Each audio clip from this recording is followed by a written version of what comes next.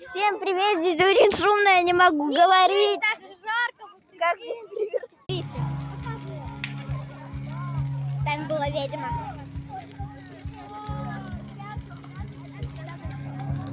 Там музыка.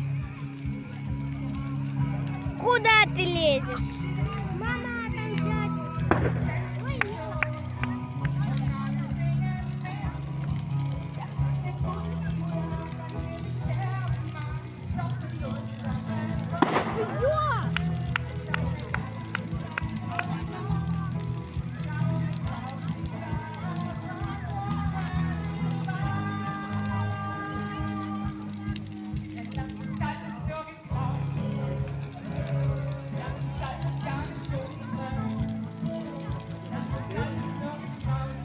Он больше нас.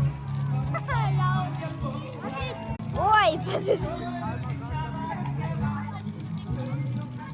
Если туда встать, прям туда, он в 3 раза нас больше будет. А себе в 2. Или в 400. Куда там? Ну куда? Ну не такая. Это капец. Помогите. Здесь жарко. Вот 300 метров. Скажи жарко. Очень жарко, реально. Очень. Йо, здравствуйте. Кира, отойди, башка закрывает.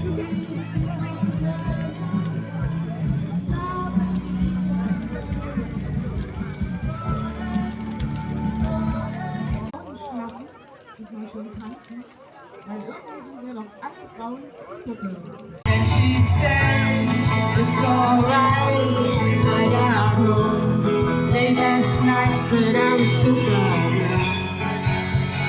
super girl, just fine. And then she showed me all.